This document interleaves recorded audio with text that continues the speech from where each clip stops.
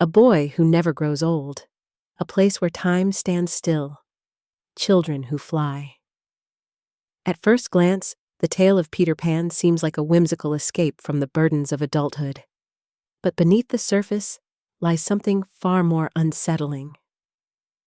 Welcome to the Silent Lodge. If you enjoy stories that look beyond the surface and into the soul of myth and meaning, be sure to subscribe. Your support helps keep the magic and the mystery alive. Peter Pan isn't just a fantasy. He's a symbol of rebellion, of innocence, of fear. The boy who can fly isn't soaring toward adventure. He's running from something. But what? Neverland, a world of endless play and boundless freedom, seems ideal. But it has a cost. No one grows. No one changes. Time doesn't heal wounds. It's simply erased. Is that freedom? Or entrapment? To understand Peter Pan, we have to look at where he came from, not the fictional island, but the mind of his creator. Sir James Matthew Barrie, a man shaped by deep sorrow and arrested time. Barrie was just 6 when his older brother David, his mother's favorite, died in a skating accident. David was almost 14. In her grief, Barrie's mother took comfort in one thing. David would never grow old. He would remain her perfect eternal child. This idea haunted Barrie for the rest of his life. What began as trauma crystallized into a theme, that to grow is to lose. That childhood is sacred. That time is the enemy.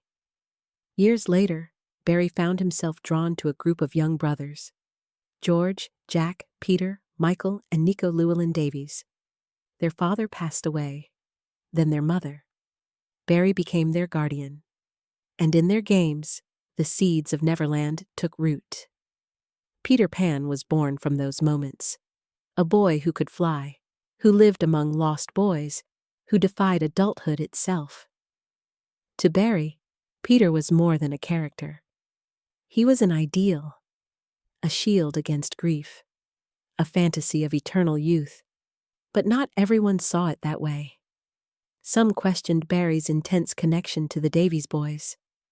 Though never proven inappropriate, the bond was complex, blending sorrow, obsession, and a need to preserve innocence that had been stolen from him too young. Barrie once wrote, "Nothing that happens after we are 12 matters very much."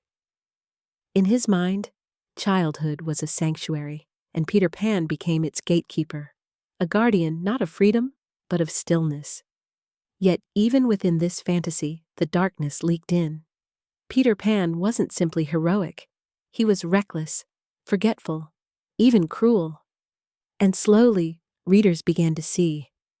This wasn't just a celebration of childhood. It was a warning.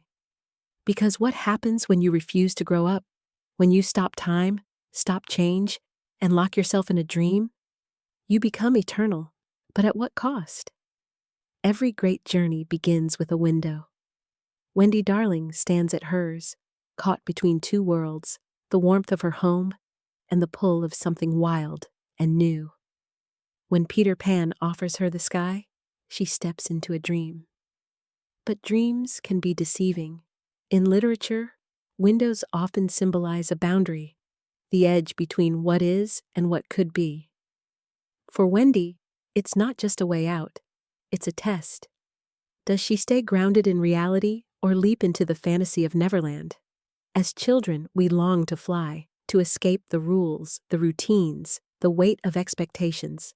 But flying isn't just freedom, it's also detachment. You leave the ground, but you also leave everything that roots you. Peter Pan promises Wendy adventure, but what he really offers is escape. He asks her to leave behind not just her family, but her future.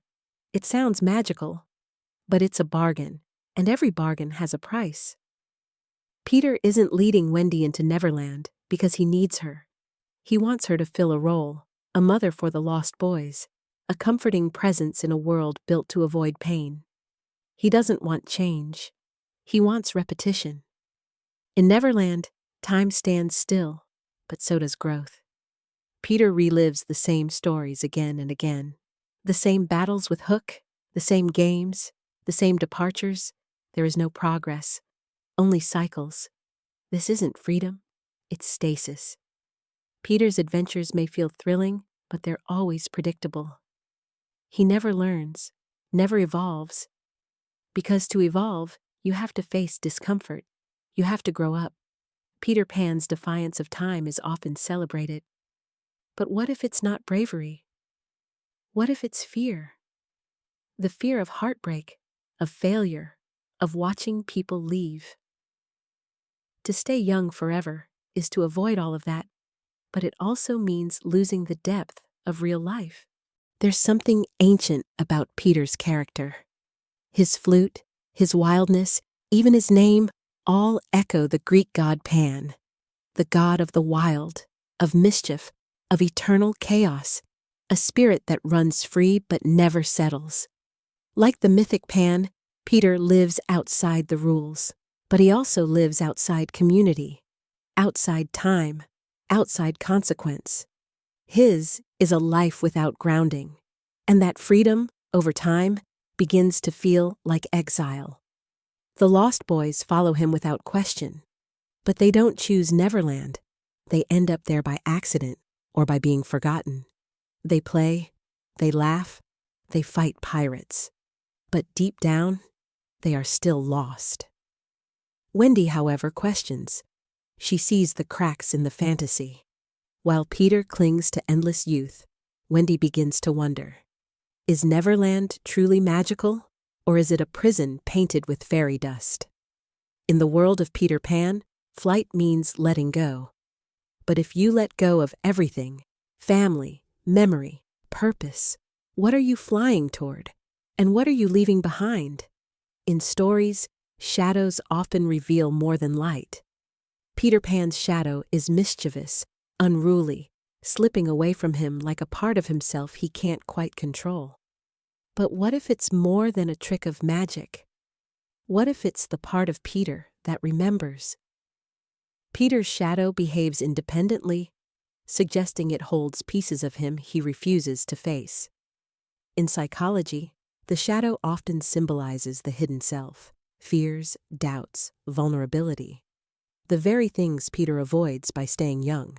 While Peter flies free, his shadow clings to the ground, flawed, fragile, and tethered to reality. It's a quiet reminder that Peter is not invincible. That time, in some way, is still following him. The Lost Boys aren't just Peter's companions. They're a reflection of what Neverland truly is. These children were lost. Some say they fell out of their prams and were never claimed. Others say they were forgotten, and that's the tragedy. In Neverland, the Lost Boys find belonging. But it's a belonging without past or future, only present. They don't remember who they were, and they never become anything new. Just endless games and adventures. During the Victorian era, child mortality was heartbreakingly common. Many families found comfort in the idea of eternal childhood, children who passed away still laughing, playing, existing somewhere just out of reach. Neverland became a metaphor for this, but the comfort is double-edged. The Lost Boys may never grow old, but they also never grow up. They are locked in a version of themselves that never changes, never matures, and never gets to know love, responsibility, or purpose. Peter is their leader, but he's not a father. He doesn't protect them from danger. He plays with them, then forgets them. In some versions of the story, when the Lost Boys grow up, Peter thins them out. A chilling way of saying they disappear. Is Neverland a paradise, or is it purgatory? A place where joy repeats endlessly until the joy itself becomes hollow, like hearing the same song so many times, you forget why it once moved you. In today's world, we've built our own Neverlands, social media, video games, virtual realities, spaces that offer escape from time, pain, and responsibility. But like Neverland, they can become traps if we stay too long. We chase dopamine, avoid discomfort, and live curated lives where we never really have to face who we are becoming. We say we're staying young, but are we just running away? The ticking clock may be silent in Neverland, but it never stops. And outside of fantasy, time is still moving, through our choices, our relationships, and the life we're building or avoiding. What Peter teaches us, perhaps unintentionally, is that escaping pain might spare us in the short term, but it also robs us of everything that gives life its meaning. Every story needs a villain, and in Peter Pan, that villain is Captain Hook. But Hook isn't just a pirate. He's something much deeper, a man terrified of time, hunted by its sound, and marked by its cruelty. The ticking crocodile that stalks Hook is more than a monster. It's a symbol, a creature that swallowed a clock, a literal embodiment of time chasing him, relentless and impossible to outrun. Hook fears the crocodile because he knows what Peter denies. Time devours everything: youth, joy, dreams. Hook isn't just Peter's enemy, he's Peter's mirror. One grew up and lost everything. The other refused to grow and lost just as much. Hook has already paid a price. His hand, now replaced with a hook, is a symbol of irreversible change, a wound he can't erase. Unlike Peter, Hook carries the scars of time. He remembers, and it haunts him. Peter, on the other hand, forgets. He forgets friends, adventures, even names. His memory fades because he has chosen to exist outside of time, but in doing so, he also loses his connections to others. That's the real cost of staying in Neverland. When nothing changes, nothing deepens. When you never lose, you never truly win. Without time, there is no meaning, only repetition. Tinker Bell is another symbol of what's lost when belief fades. She doesn't survive on food or sleep, she survives on belief. And when people stop believing in her, she begins to disappear. Tinker Bell's flickering light is a quiet metaphor for something we all carry: the childhood belief that magic exists, that love is simple, that anything is possible. And when the world dims that belief, part of us dims too.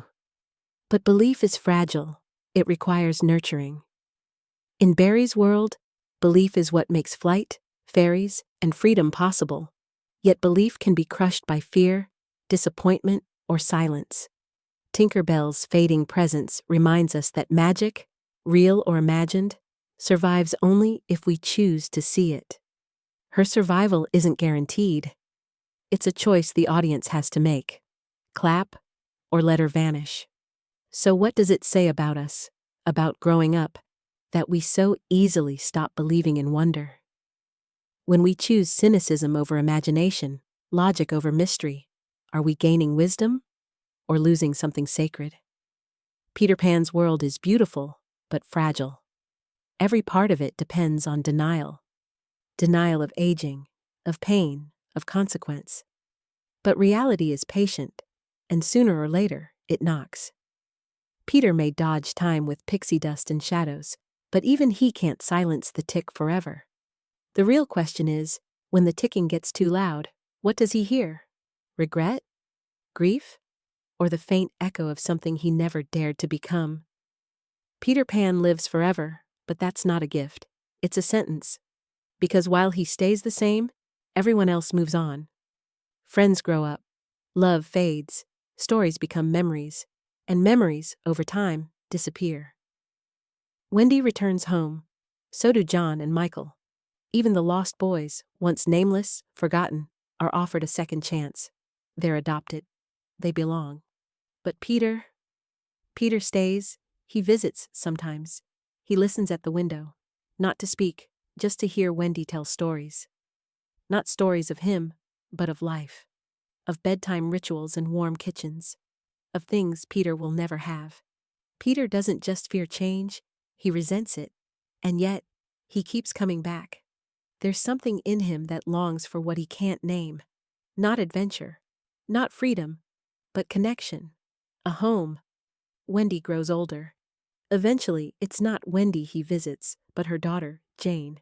And then Jane's daughter, Margaret. A cycle of retellings. Each generation stepping into the same story, only to one day step out of it. Peter forgets. He forgets the boys he played with, the battles he fought, even the people he once loved. Memory is the price he pays for eternal youth. He stays light, but loses weight, the emotional kind.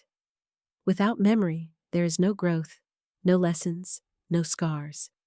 Just a smooth, hollow surface. He remains the boy who could fly, but not the boy who could feel deeply, love deeply, or grieve. Peter is surrounded by people, but deeply alone. The lost boys follow him, but they don't challenge him. Wendy loves him, but she chooses another path. Even Tinker Bell fades. The longer he avoids change, the more he loses. The Darling family, generation after generation, offers Peter something sacred. A place at the table, a chance to grow, to belong, to live.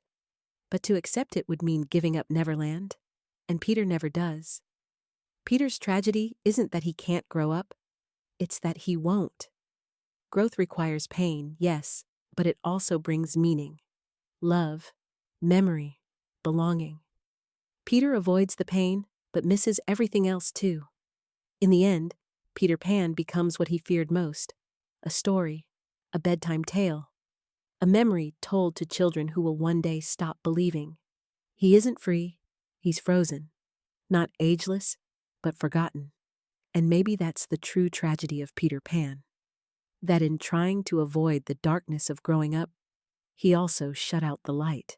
That, in chasing flight, he lost the ground beneath him. If you found something meaningful in this story, consider subscribing to the Silent Lodge.